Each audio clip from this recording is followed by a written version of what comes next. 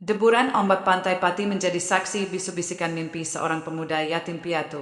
Agus, namanya, tak punya banyak harta, namun bara semangat di dadanya membumbung tinggi. Siapa sangka, tekadnya untuk mengubah nasib membawanya melintasi lautan. Dari kerasnya hidup sebagai buruh di Kudus, hingga akhirnya berlabuh menjadi juragan kapal di negeri Sakura, Jepang. Inilah kisah inspiratif Agus, pemuda dari Pati yang menaklukkan samudra dan meraih impiannya. Masa kecil yang berat di pesisir Pati. Agus lahir dan tumbuh di pesisir pantai Pati, Jawa Tengah, sebuah daerah yang kaya akan aroma garam laut dan suara deburan ombak. Kehidupan keras khas keluarga nelayan sudah ia rasakan sejak kecil.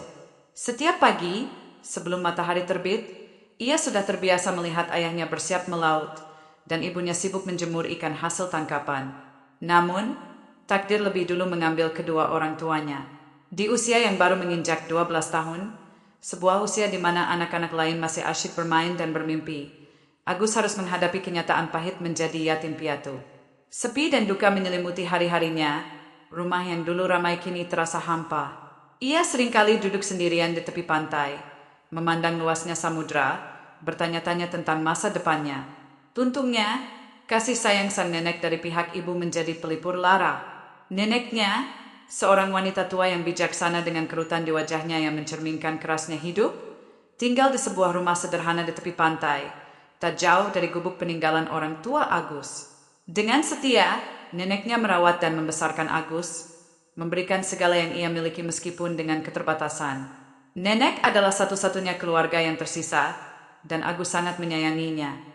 Ia berjanji pada dirinya sendiri untuk membalas kebaikan neneknya suatu hari nanti. Masa remajanya di Pati tidaklah mudah. Agus sering merasa minder saat berkumpul dengan teman-temannya. Ia tak punya pakaian bagus, apalagi uang jajan berlebih. Ketika teman-temannya bercerita tentang motor baru atau liburan ke kota, Agus hanya bisa diam, menelan ludah, dan berpura-pura tidak peduli. Ia tahu, ia berbeda. Ia tak punya keistimewaan materi seperti teman-temannya. Kenangan pahit saat bersekolah di STM Kota Pati selalu terngiang. Sekolahnya terletak cukup jauh dari rumah neneknya. Setiap hari, tanpa terkecuali, ia harus mengayuh sepeda bututnya sejauh 12 km pulang pergi. Jalanan yang berdebu saat kemarau dan becek saat musim hujan, tanjakan yang curam, dan terik matahari yang menyengat sudah menjadi teman setiap perjalanannya ke sekolah. Ia tak punya pilihan lain, karena tak ada biaya untuk ongkos angkot. Peluh membanjiri tubuhnya, napasnya terengah-engah, namun ia tak pernah menyerah. Ia tahu, pendidikan adalah satu-satunya jalan baginya untuk mengubah nasib. Ia belajar dengan giat, meskipun seringkali harus belajar di bawah cahaya lampu minyak di malam hari karena listrik di rumah neneknya sering padam. Di balik semua kesulitan itu, semangat belajarnya tak pernah padam. Justru, hal itu semakin membakar tekadnya. Ia punya mimpi, suatu hari nanti, ia akan memiliki kehidupan yang lebih baik, tidak hanya untuk dirinya sendiri, tetapi juga untuk neneknya. Ia ingin membangun sebuah bengkel mobil, impian yang sudah ia pendam sejak kecil. Ia sering membayangkan dirinya mengenakan seragam bengkel, memperbaiki mesin-mesin mobil, dan memiliki bengkel sendiri yang ramai pelanggan. Mimpi itu adalah cahaya di ujung terowongan yang membuatnya terus berjuang, mengayuh sepedanya, dan belajar dengan tekun, meskipun ia sering merasa kecil hati. Ia percaya, suatu hari nanti, kerja kerasnya akan membuahkan hasil. Merantau ke Kudus dan mimpi yang tertunda. Setelah lulus STM, dengan ijazah yang digenggam erat dan harapan yang mengguncang di dada, Agus tak punya banyak pilihan di kampung halamannya. Peluang kerja di Pati sangat terbatas, terutama bagi lulusan STM sepertinya yang tidak memiliki koneksi atau modal. Ia tahu, untuk mengubah nasib, ia harus berani melangkah lebih jauh. Ia memutuskan untuk merantau ke kota Kudus, sebuah kota industri yang terletak di perbatasan dengan Pati, yang dikenal dengan banyaknya pabrik. Di Kudus, setelah beberapa hari mencari informasi dan melamar pekerjaan, ia akhirnya diterima sebagai buruh kontrak di sebuah pabrik kertas yang cukup besar. Ini adalah pekerjaan pertamanya setelah lulus sekolah. Upah yang ia terima memang tak seberapa, hanya cukup untuk memenuhi kebutuhan sehari-hari yang sederhana dan menyisihkan sedikit untuk ditabung. Setiap bulan, ia selalu menyempatkan diri untuk mengirimkan sebagian kecil gajinya kepada neneknya di Pati, Sebagai bentuk bakti dan rasa terima kasih atas segala pengorbanan neneknya, Agus bekerja dengan tekun dan disiplin. Ia selalu datang tepat waktu, menyelesaikan tugasnya dengan baik, dan tidak pernah mengeluh meskipun pekerjaan di pabrik kertas seringkali kotor dan melelahkan. Ia berharap, dengan menunjukkan kinerja yang baik, suatu saat ia bisa diangkat menjadi karyawan tetap dan memiliki jaminan masa depan yang lebih stabil.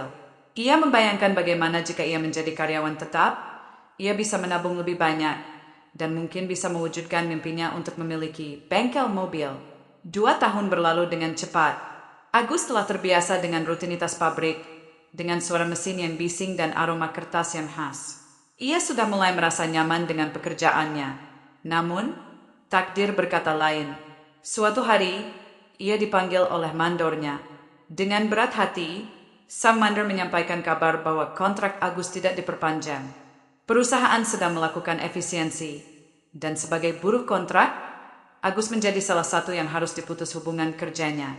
Mendengar kabar itu, hati Agus mencelos.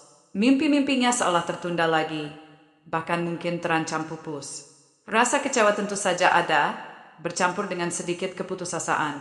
Ia kembali menganggur, tanpa pekerjaan, dan tabungannya pun tidak seberapa. Ia kembali dihadapkan pada pertanyaan besar. Apa yang harus ia lakukan selanjutnya? Dalam kegelisahan itu, Agus teringat pada rumah warisan dari kedua orang tuanya di Pati. Sebuah rumah sederhana yang sudah lama kosong. Peninggalan satu-satunya dari kedua orang tuanya. Rumah itu memang tidak besar atau mewah, namun memiliki nilai sentimental yang tak terhingga baginya. Setelah berpikir panjang dan berdiskusi dengan neneknya, yang juga memberikan restu meskipun dengan berat hati, Agus membuat keputusan besar. Dengan tekad bulat, ia memutuskan untuk menjual rumah tersebut. Uang hasil penjualan rumah itu, yang sebenarnya adalah satu-satunya harta berharga yang ia miliki, ia niatkan sepenuhnya sebagai modal untuk mewujudkan impiannya yang lebih besar, pergi ke Jepang dan menjadi tenaga kerja Indonesia, TKI. Ia telah mendengar banyak cerita sukses dari para TKI yang pulang dari Jepang, membawa modal besar dan berhasil membuka usaha di kampung halaman. Agus yakin, di negeri Sakura, dengan etos kerja yang tinggi dan disiplin yang ketat, ia bisa mengumpulkan modal yang cukup untuk membuka bengkel mobil, mimpinya sejak lama. Keputusan menjual rumah itu adalah sebuah taruhan besar, sebuah langkah berani yang penuh risiko. Ia mempertaruhkan segalanya demi masa depan yang lebih baik. Ia tahu tidak ada jalan kembali. Dengan uang di tangan, ia mulai mencari informasi tentang agen penyalur TKI yang terpercaya, mempersiapkan segala dokumen yang dibutuhkan, dan belajar sedikit demi sedikit bahasa Jepang. Ia yakin kerja keras dan pengorbanan ini akan membuahkan hasil yang manis. Mimpi tentang bengkel mobilnya di Pati kini terasa semakin dekat, meskipun harus melalui jalan yang sangat panjang dan berliku. Mengadu nasib di negeri Sakura. Tekad Agus bulat. Dengan berbekal paspor dan visa yang susah payah ia urus, serta uang hasil penjualan rumah orang tuanya yang kini menjadi satu-satunya modal, Agus terbang menuju Jepang pada tahun 2007. Perjalanan udara yang panjang itu adalah pengalaman pertamanya. Ia menatap awan dari jendela pesawat, hatinya campur aduk antara antusiasme, kecemasan, dan sedikit rasa takut akan ketidakpastian di negeri orang. Namun, ia tidak pernah lupa pada janjinya kepada neneknya dan mimpinya untuk membangun bengkel mobil. Setibanya di Jepang, ia langsung merasakan perbedaan yang mencolok. Udara yang dingin menusuk tulang, bahasa yang sama sekali tidak ia pahami, dan hirup pikuk kota yang serba cepat. Ia bersama rombongan TKI lainnya langsung dibawa menuju Funaya, sebuah kota kecil di prefektur Kyoto yang terkenal dengan industri perikanannya. Di sanalah ia akan mengadu nasib sebagai anak buah kapal ABK di sebuah kapal ikan. Kehidupan di atas kapal sangat keras dan penuh disiplin. Ini adalah dunia yang sama sekali baru bagi Agus. Ia harus beradaptasi dengan jam kerja yang sangat panjang, seringkali lebih dari 12 jam sehari, tergantung pada hasil tangkapan. Cuaca buruk sering menerjang, dengan ombak besar dan angin kencang yang membuat kapal terombang-ambing. Rasa mual, kelelahan fisik yang luar biasa, dan dinginnya lautan menjadi makanan sehari-hari. Ia harus belajar bagaimana mengoperasikan jaring, memilah ikan, membersihkan dek kapal, dan menjaga peralatan. Semua pekerjaan itu menuntut kekuatan fisik dan ketahanan mental yang tinggi. Namun, Agus tidak pernah mengeluh. Setiap kali ia merasa lelah atau putus asa, ia ingat betul tujuannya, mencari modal usaha. Ia membayangkan senyum neneknya di Pati dan bengkel mobil impiannya yang akan ia bangun. Mimpi itu menjadi penyemangat di tengah dinginnya lautan dan kerasnya pekerjaan. Ia melihat rekan-rekan ABK lainnya yang juga berasal dari berbagai negara berjuang sepertinya. Hal itu memberinya kekuatan untuk terus bertahan. Agus bekerja dengan sangat giat dan sungguh-sungguh. Ia adalah seorang pekerja keras sejati. Ia belajar dengan cepat semua seluk-beluk pekerjaan sebagai ABK, dari cara mengikat tali yang benar hingga mengenali jenis-jenis ikan. Ia selalu mendengarkan instruksi kapten dengan seksama dan tidak pernah ragu untuk bertanya jika ada yang tidak ia pahami. Ketekunan dan kejujurannya membuat ia disukai oleh rekan-rekan kerjanya, baik sesama TKI maupun pelaut Jepang, dan dihormati oleh kapten kapal. Mereka melihat potensi dalam diri Agus, seorang pemuda yang datang dari jauh dengan tekad yang kuat. Setiap bulan, sebagian besar gajinya ia sisihkan untuk ditabung. Ia hidup hemat, hanya mengeluarkan uang untuk kebutuhan pokok. Ia tidak tergoda untuk membeli barang-barang mewah atau menghabiskan uang untuk hiburan.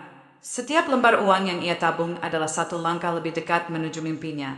Ia membayangkan bengkel mobil impiannya di Pati, dengan peralatan lengkap, mekanik yang handal, dan pelanggan yang ramai.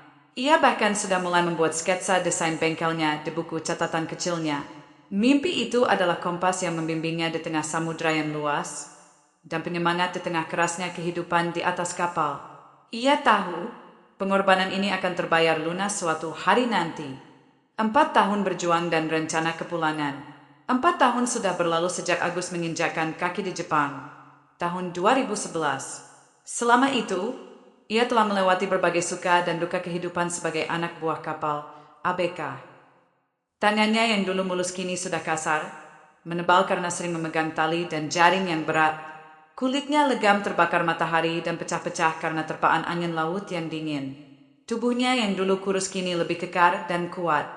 Setiap pagi, ia bangun sebelum fajar, bekerja keras di atas kapal, menahan dinginnya laut, dan menghadapi badai yang terkadang datang tiba-tiba. Malam harinya, ia tidur di kasur sempit di dalam kabin kapal yang bergoyang. Ini adalah kehidupan yang jauh dari kata nyaman, namun ia menjalaninya dengan penuh kesabaran dan ketekunan.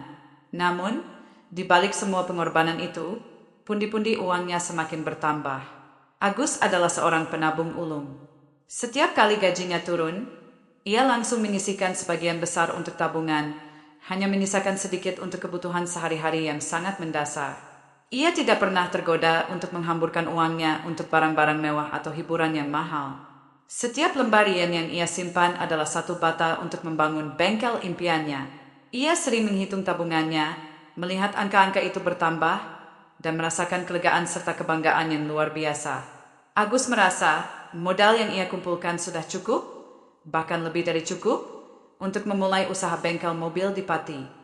Kerinduan pada kampung halaman dan sang nenek tercinta semakin menggebu-gebu, bagaikan ombak yang tak henti-hentinya menghantam pantai. Ia merindukan masakan neneknya, suasana desa yang tenang, dan obrolan santai dengan teman-teman lamanya. Ia juga merindukan aroma tanah Pati setelah hujan, dan suara azan dari masjid di dekat rumah. 4 tahun adalah waktu yang sangat lama untuk tidak bertemu dengan satu-satunya keluarga yang ia miliki. Ia mulai merencanakan kepulangannya dengan sangat detail. Ia sudah menghubungi beberapa temannya di Pati melalui telepon dan surat elektronik, email, yang ia kirim dari warnet di darat. Ia meminta mereka untuk mencari lokasi yang strategis untuk membuka bengkel mobil. Ia juga sudah mulai mencari informasi tentang peralatan bengkel yang berkualitas, membandingkan harga, dan mencari pemasok yang terpercaya. Ia bahkan sudah membuat daftar lengkap peralatan yang dibutuhkan, mulai dari kunci pas, dongkrak, hingga mesin scanner mobil modern. Ia ingin bengkelnya nanti menjadi yang terbaik di Pati. Hatinya sudah tak sabar untuk kembali ke Pati dan mewujudkan mimpinya. Ia membayangkan bagaimana ia akan merenovasi rumah warisan orang tuanya menjadi bengkel yang modern, bagaimana ia akan mempekerjakan beberapa pemuda desa, dan bagaimana ia akan menjadi pengusaha sukses di kampung halamannya. Mimpi itu kini terasa sangat nyata, bukan lagi sekadar hayalan di tengah laut. Ia berencana untuk bertemu dengan bos kapal, seorang pria Jepang yang baik hati dan menghargai kerja keras Agus. Ia ingin memberitahukan niatnya untuk berhenti bekerja setahun lagi. Keputusan untuk memberikan pemberitahuan setahun sebelumnya adalah bentuk rasa hormatnya kepada bos dan perusahaan, agar mereka memiliki cukup waktu untuk mencari pengganti. Ia juga ingin menggunakan sisa 1 tahun itu untuk mempersiapkan kepulangannya dengan matang, menyelesaikan semua urusan di Jepang, dan mungkin menambah sedikit lagi modal. Ia ingin pulang sebagai seorang yang sukses, membawa kebanggaan bagi neneknya dan menjadi inspirasi bagi pemuda-pemuda lain di desanya. Agus merasa siap untuk memulai babak baru dalam hidupnya, babak di mana ia akan menjadi nakoda bagi impiannya sendiri. Ajakan ke festival Kyoto dan penundaan keberangkatan. Suatu ketika, di sela-sela pekerjaan rutin yang melelahkan di kapal ikan, saat kapal sedang berlabuh di pelabuhan Funaya untuk mengisi perbekalan, Agus diajak oleh teman kerjanya yang juga berasal dari Indonesia, bernama Riko. Riko adalah sosok yang lebih ceria dan suka bersosialisasi, seringkali menjadi jembatan bagi Agus untuk sedikit keluar dari rutinitasnya yang kaku. Gus, ayo ikut ke Kyoto akhir pekan ini. Ada festival tahunan, ramai sekali, banyak pertunjukan dan makanan enak. Ajak Riko dengan semangat menggebu-gebu, matanya berbinar membayangkan keramaian festival. Festival tahunan di Kyoto itu memang sangat terkenal, bukan hanya di Jepang, tetapi juga di kalangan wisatawan internasional. Festival itu selalu ramai dikunjungi wisatawan dari berbagai penjuru dunia, menampilkan berbagai atraksi budaya yang memukau, seperti parade tradisional dengan kostum-kostum kuno, pertunjukan musik dan tari klasik Jepang, hingga pameran seni yang unik. Selain itu, ada juga berbagai kuliner khas Jepang yang lezat, jajanan kaki lima yang menggoda, dan suasana yang penuh warna serta kegembiraan. Ini adalah kesempatan langka untuk merasakan denyut nadi budaya Jepang di luar lingkungan kerja yang serba industri. Awalnya, Agus sedikit ragu. Pikirannya saat itu sepenuhnya terfokus pada pekerjaannya dan persiapannya untuk berbicara dengan bos. Ia merasa setiap yen yang ia hasilkan harus dimanfaatkan sebaik-baiknya, dan menghabiskan uang untuk hiburan terasa seperti pemborosan. Ia juga tidak ingin ada halangan sedikit pun dalam rencana kepulangannya yang sudah di depan mata. Nggak tahu deh, Rick, aku lagi banyak pikiran, mau ngomong sama bos juga, jawab Agus, mencoba menolak dengan halus. Ia merasa tanggung jawabnya untuk segera mewujudkan bengkel impiannya jauh lebih besar daripada sekadar bersenang-senang di festival. Namun, Riko tidak menyerah. Ia tahu betapa Agus jarang bersantai dan betapa kerasnya pemuda itu bekerja. Ayolah, Gus, ini kesempatan langka. Kamu udah 4 tahun di sini. Masa nggak pernah lihat festival sebesar ini? Lagian, kamu butuh hiburan juga, biar nggak stres terus. Nanti kalau udah pulang ke Pati, kapan lagi bisa lihat yang begini? Bujuk Riko, mencoba meyakinkan Agus dengan argumen yang masuk akal dan sedikit sentuhan emosional. Riko juga tahu bahwa Agus adalah seorang yang sangat menghargai budaya dan pengalaman baru, meskipun ia seringkali menyembunyikannya di balik sikapnya yang serius. Setelah dibujuk berulang kali dan mempertimbangkan bahwa ia memang membutuhkan sedikit penyegaran sebelum menghadapi babak baru dalam hidupnya, Agus akhirnya menyetujui ajakan tersebut. Ia berpikir, ini bisa menjadi hiburan sejenak yang sangat dibutuhkan sebelum ia benar-benar fokus pada rencana kepulangannya. Ia setuju untuk pergi, namun dengan satu syarat.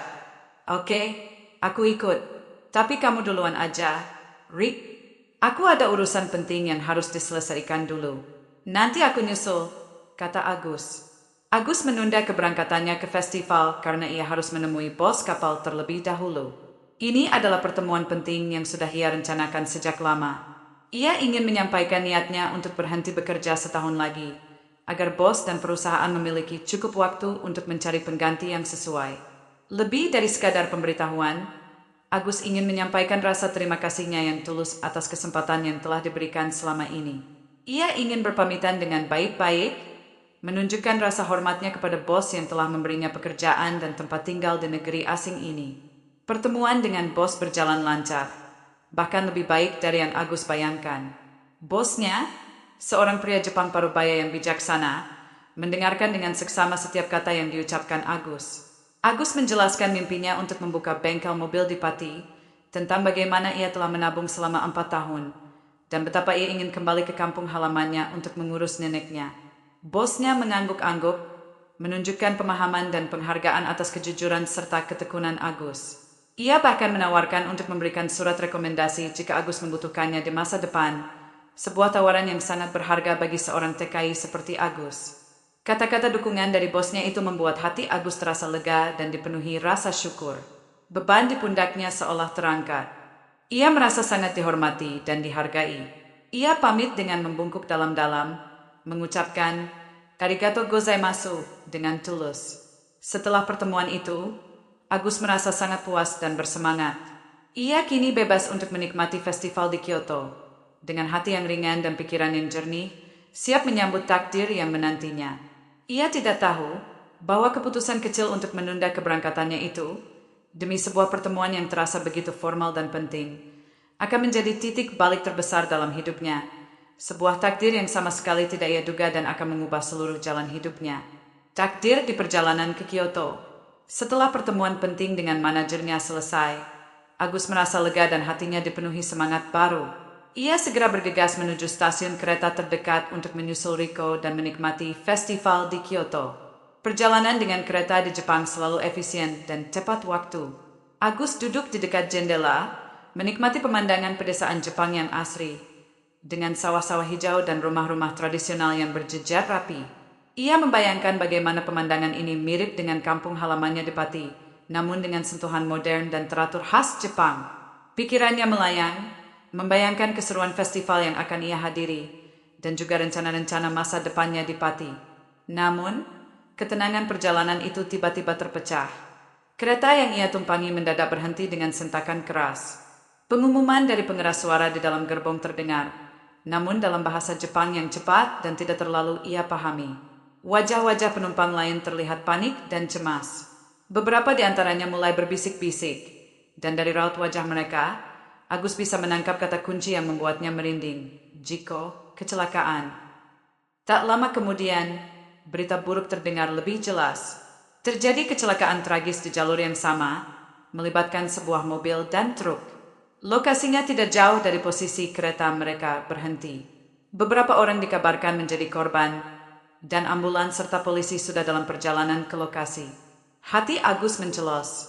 Ia langsung teringat pada Riko. Apakah Riko sudah sampai di Kyoto? Ataukah ia juga terjebak dalam kecelakaan itu? Kekhawatiran yang mendalam menyelimuti hatinya. Ia berusaha menghubungi Riko melalui ponselnya, namun sinyal terputus. Agus tidak bisa tinggal diam. Begitu pintu kereta dibuka dan penumpang diperbolehkan turun untuk dievakuasi, Agus segera berlari menuju lokasi kecelakaan yang sudah ramai oleh petugas darurat, polisi, dan warga yang ingin membantu atau sekadar melihat. Pemandangan di depannya sungguh mengerikan. Sebuah mobil sedan ringsek tak berbentuk, bagian depannya hancur total, dan sebuah truk besar terguling di sisi jalan, muatannya berserakan. Bau bensin dan asap masih tercium kuat di udara. Bukti betapa dahsyatnya tabrakan itu. Di tengah kekacauan, Agus melihat beberapa korban yang sudah dievakuasi oleh petugas medis. Ia mencari-cari sosok Riko di antara kerumunan, namun tak menemukannya. Kemudian, pandangannya tertuju pada satu titik. Di dekat mobil yang ringsek, tergeletak seorang wanita muda. Darah segar mengalir dari luka di kepalanya, membasahi rambutnya yang terurai. Wajahnya pucat pasi, dan ia tampak kesakitan serta ketakutan, meskipun matanya masih terbuka. Petugas medis sedang sibuk menangani korban lain yang lebih parah. Tanpa ragu sedikit pun, naluri kemanusiaan Agus bergejolak. Ia tidak berpikir panjang tentang bahaya atau tentang risiko yang mungkin ia hadapi. Ia segera menghampiri wanita itu. Dengan hati-hati, ia berlutut di sampingnya. "Daijoubu desu ka? Anda baik-baik saja?" tanya Agus dalam bahasa Jepang yang terbata-bata, sambil mencoba menenangkan wanita itu. Ia segera memeriksa denyut nadi wanita itu, yang terasa lemah namun masih ada. Ia melihat luka di kepala wanita itu cukup dalam. Agus melepas jaketnya, merobek bagian dalamnya, dan dengan sigap ia berusaha memberikan pertolongan pertama semampunya. Ia menekan luka di kepala wanita itu dengan kain bersih yang ia temukan di tasnya, berusaha menghentikan pendarahan. Ia berbicara dengan wanita itu, mencoba membuatnya tetap sadar dan tenang.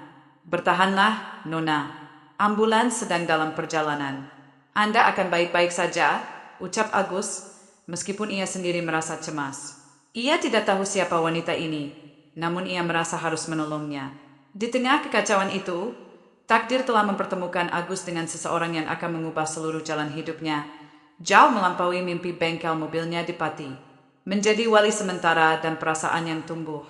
Wanita muda itu segera dilarikan ke rumah sakit terdekat. Agus ikut serta, merasa bertanggung jawab karena ia adalah orang pertama yang menolongnya. Setibanya di ruang gawat darurat, suasana sangat sibuk dan tegang. Para perawat dan dokter bergerak cepat, menangani korban-korban lain yang berdatangan. Agus menjelaskan kepada petugas medis dalam bahasa Jepang yang terbatas bahwa ia adalah orang yang menemukan dan menolong wanita itu di lokasi kecelakaan. Di rumah sakit, identitas wanita itu belum diketahui.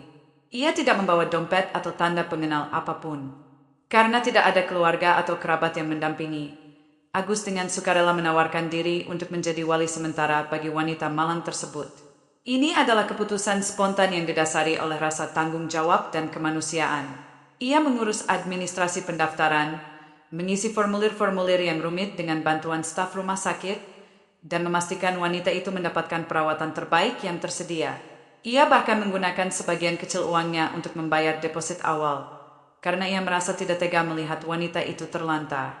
Agus menunggu dengan sabar di ruang tunggu rumah sakit selama 3 hari. Hari-hari itu terasa sangat panjang. Ia tidak bisa kembali bekerja, dan ia tidak bisa meninggalkan wanita itu sendirian.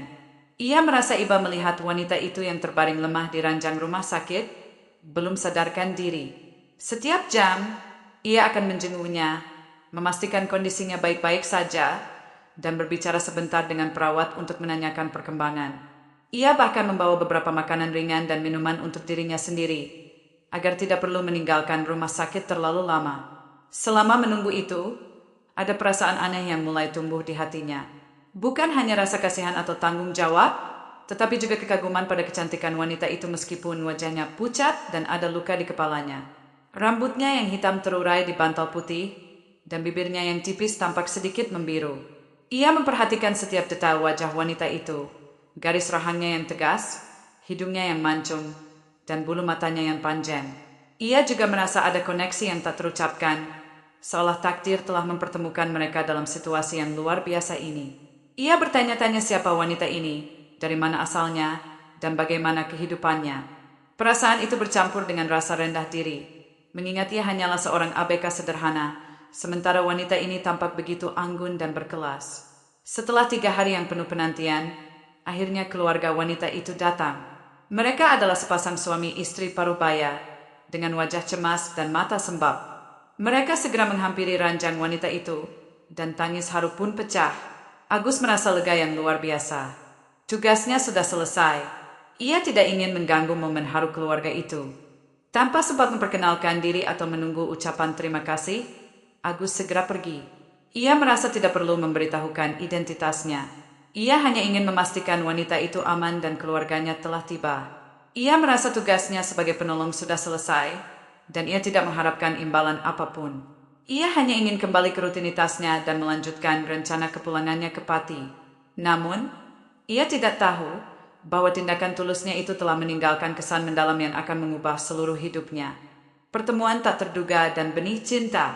Beberapa hari setelah sadar sepenuhnya dari koma dan pulih dari luka-lukanya, wanita itu, yang kemudian kita ketahui bernama Aki, terus memikirkan pria yang telah menolongnya.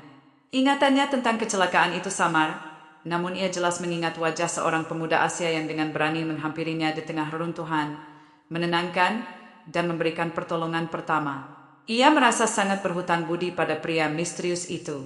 Ia bertanya kepada perawat dan dokter tentang identitas pria tersebut, namun mereka hanya bisa memberikan informasi seadanya. Seorang pekerja kapal ikan dari Indonesia, yang secara sukarela menjadi walinya selama ia tidak sadarkan diri. Berbekal informasi yang minim itu, dan dengan tekad yang kuat untuk mengucapkan terima kasih secara langsung, Aki memulai pencariannya. Ia meminta bantuan keluarganya untuk mencari tahu lebih banyak tentang pekerja kapal ikan dari Indonesia yang bekerja di Funaya. Setelah beberapa hari mencari informasi, menelusuri daftar pekerja di perusahaan-perusahaan kapal ikan, dan bertanya kepada beberapa kenalan, usahanya membuahkan hasil. Ia berhasil menemukan Agus di tempat kerjanya, di pelabuhan Funaya, saat Agus sedang membongkar hasil tangkapan ikan dari kapalnya. Pertemuan itu berlangsung haru. Aki datang bersama ayahnya, yang juga ingin menyampaikan rasa terima kasih. Ketika Aki memanggil namanya, Agus terkejut. Ia tidak menyangka akan bertemu lagi dengan wanita yang ia tolong. Wajah Aki kini sudah cerah, meskipun masih ada bekas luka samar di dahinya. Ia terlihat jauh lebih cantik dan bersemangat. Agus-san, ucap Aki, suaranya lembut namun penuh ketulusan, membungkuk dalam-dalam sebagai tanda hormat. Terima kasih banyak, kau telah menyelamatkan nyawaku. Ayah Aki juga mengucapkan terima kasih yang sebesar-besarnya, bahkan menawarkan sejumlah uang sebagai tanda terima kasih. Namun, Agus menolak dengan halus. Tidak perlu, Tuan. Saya hanya melakukan apa yang harus saya lakukan. Yang penting Nona Aki selamat. Kerendahan hati Agus membuat Aki dan ayahnya semakin terkesan. Setelah pertemuan itu, tanpa disangka, benih-benih cinta mulai tumbuh di hati Aki. Ia tidak bisa berhenti memikirkan Agus. Bukan hanya karena ketampanan Agus, yang memang memiliki wajah Asia yang khas dan menawan, tetapi lebih karena kerendahan hati dan kebaikan hatinya yang terpancar jelas. Ia melihat Agus sebagai sosok yang tulus, berani, dan tidak mengharapkan imbalan apapun atas kebaikannya. Di tengah masyarakat Jepang yang seringkali menjunjung tinggi status dan materi, menemukan seseorang seperti Agus adalah hal yang langka dan berharga bagi Aki. Aki juga menemukan ada sesuatu yang lucu dan menarik dari diri Agus. Cara bicaranya yang sederhana, aksen Indonesianya yang kental saat berbicara bahasa Jepang, dan ekspresi polosnya saat ia terkejut atau malu, semuanya membuat Aki merasa nyaman dan bahagia. Agus tidak seperti pria-pria Jepang yang sering ia temui, yang cenderung kaku dan serius. Agus memiliki kehanatan dan kesederhanaan yang menawan hati Aki. Ia merasa bisa menjadi dirinya sendiri saat bersama Agus, tanpa perlu menjaga citra atau formalitas. Semakin sering Aki memikirkan Agus, semakin kuat perasaannya. Ia merasa ada koneksi yang dalam, melampaui sekadar rasa terima kasih. Ia mulai mencari alasan untuk bertemu Agus. Terkadang datang ke pelabuhan dengan dalih mengantar makanan atau sekadar bertanya kabar. Agus, yang awalnya canggung dengan perhatian Aki, perlahan mulai merasa nyaman. Ia melihat Aki sebagai wanita yang baik, cerdas, dan memiliki hati yang tulus. Tanpa mereka sadari, benih cinta itu telah berakar dalam di hati mereka, siap untuk tumbuh menjadi sesuatu yang lebih besar. Aki tahu, ia telah menemukan pria yang ia cari, seorang pria sejati dengan hati yang mulia. Lamaran tak terduga dan jawaban mengejutkan. Seminggu setelah pertemuan yang mengharukan di pelabuhan, di mana Aki dan ayahnya menyampaikan rasa terima kasih mereka, Aki tidak bisa lagi menyembunyikan perasaannya. Hatinya terusik oleh kehadiran Agus. Ia merasa ada ikatan yang kuat, sebuah koneksi yang melampaui logika. Ia menyadari bahwa perasaannya terhadap Agus bukan sekadar rasa terima kasih, melainkan sesuatu yang jauh lebih dalam dan tulus. Dengan keberanian yang ia kumpulkan, Aki memberanikan diri mengajak Agus untuk bertemu lagi. Kali ini bukan untuk urusan terima kasih, melainkan untuk urusan hati. Mereka bertemu di sebuah kafe kecil yang tenang, tak jauh dari pelabuhan. Aki, dengan sedikit gugup namun penuh tekad, menatap Agus. Agus-san, ucapnya, suaranya pelan. Aku ingin kau menjadi kekasihku. Kata-kata itu meluncur begitu saja dari bibirnya, sebuah pengakuan yang jujur dari hatinya. Jawaban Agus sungguh di luar dugaan Aki. Agus, yang selama ini dikenal pendiam dan lugu, menatap Aki dengan senyum tipis yang sedikit malu-malu. Ia menarik napas dalam-dalam, seolah memikirkan sesuatu yang penting. Aki-san, jawab Agus, nadanya tulus namun tegas. Jika kamu serius dengan perasaanmu, mengapa kita tidak langsung menikah saja? Aki terkejut, matanya membulat sempurna. Ia tidak menyangka Agus akan memberikan jawaban seperti itu. Pikirannya berkecamuk. Ia datang untuk menawarkan hubungan pacaran, namun Agus justru menawarkan pernikahan. Ini adalah kejutan yang luar biasa. Namun entah mengapa, hati Aki justru merasa sangat yakin. Ia melihat keseriusan dan ketulusan di mata Agus. Ia tahu, Agus adalah pria yang sederhana namun memiliki prinsip yang kuat. Tanpa ragu sedikit pun, dan tanpa berpikir panjang tentang segala konsekuensi atau perbedaan latar belakang, Aki langsung menyetujui ajakan Agus. Sebuah senyum lebar terukir di wajahnya, dan air mata kebahagiaan mulai menggenang di pelupuk matanya. Ya, Agus-san, aku setuju, ucapnya dengan suara bergetar. Momen itu adalah titik balik yang tak terduga. Namun, kejutan belum berakhir di situ. Setelah Aki menerima lamaran pernikahan Agus, Ia merasa sudah saatnya untuk mengungkapkan identitasnya secara lengkap. Dengan senyum tipis yang penuh rahasia, Aki kemudian berkata, "Ada satu hal lagi yang perlu kau tahu, Agus-san." Agus menatapnya dengan penasaran. "Apa itu, Aki-san?" Aki tersenyum lebih lebar. "Sebenarnya, aku adalah putri dari bos perusahaan kapal ikan tempatmu bekerja." Agus benar-benar terkejut. Matanya melotot, mulutnya sedikit terbuka. Ia tidak bisa berkata-kata. Wanita cantik yang ia tolong di lokasi kecelakaan, wanita yang kini akan menjadi istrinya, ternyata adalah anak tunggal dari pemilik perusahaan kapal ikan terbesar di Funaya. Ayahnya, Tuan Sato, adalah seorang pengusaha yang sangat dihormati, pemilik dari lebih dari 57 kapal ikan yang beroperasi di berbagai perairan, dari Laut Jepang hingga Samudra Pasifik. Perusahaan itu adalah salah satu yang terbesar di prefektur Kyoto, bahkan mungkin di seluruh Jepang. Agus merasa seperti dihantam ombak besar. Ia, seorang pemuda yatim piatu dari pesisir Pati, mantan buruh pabrik kertas, kini akan menikahi putri tunggal dari juragan kapal raksasa di Jepang. Ini adalah takdir yang sama sekali tidak pernah ia bayangkan, bahkan dalam mimpi terliarnya sekalipun. Ia tak pernah menyangka wanita yang ia tolong dengan tulus tanpa mengharapkan imbalan apapun adalah putri dari bosnya sendiri, seseorang yang selama ini ia hormati dari kejauhan. Perasaan campur aduk antara terkejut, bahagia, dan sedikit tidak percaya menyelimuti dirinya. Namun, di balik semua itu, ada rasa syukur yang mendalam. Ia tahu Allah telah memberikan karunia yang luar biasa baginya, menjadi juragan kapal di Jepang. Sebulan kemudian, setelah serangkaian peristiwa tak terduga yang mengubah hidup mereka, Agus dan Aki akhirnya menikah. Pernikahan mereka digelar sederhana namun penuh kebahagiaan, jauh dari kemewahan yang mungkin bisa mereka adakan, sesuai dengan keinginan Agus yang tetap rendah hati dan Aki yang menghargai kesederhanaan. Upacara pernikahan diadakan di sebuah kuil Shinto kecil yang indah di dekat Funaya, dengan dihadiri oleh keluarga dekat, kerabat, dan beberapa rekan kerja Agus yang kini menjadi teman-temannya. Suasana dipenuhi dengan tawa, doa, dan air mata haru. Agus, yang dulu hanya bermimpi memiliki bengkel kecil di Pati, kini resmi menjadi bagian dari keluarga pemilik perusahaan kapal ikan terbesar di prefektur Kyoto. Kehidupan Agus berubah drastis setelah pernikahan. Ia tidak lagi bekerja sebagai anak buah kapal ABK yang harus menghadapi kerasnya laut setiap hari. Kini, ia menjadi bagian dari manajemen perusahaan kapal ikan milik ayah mertuanya. Ini adalah lompatan besar yang menuntut adaptasi cepat. Agus harus belajar banyak hal baru tentang strategi bisnis perikanan, manajemen armada kapal, negosiasi dengan pemasok dan pembeli, hingga dinamika pasar ikan global. Ayah mertuanya, Tuan Sato, seorang pengusaha ulung yang telah membangun kerajaan bisnisnya dari nol, dengan sabar membimbing Agus. Ia melihat potensi besar dalam diri menantunya ini. Ketekunan, kejujuran, dan semangat pantang menyerah yang sama seperti dirinya di masa muda. Agus menyerap semua ilmu itu bagaikan spons. Ia menghabiskan hari-harinya di kantor, mempelajari laporan keuangan, menganalisis data tangkapan ikan, dan merancang strategi pengembangan armada.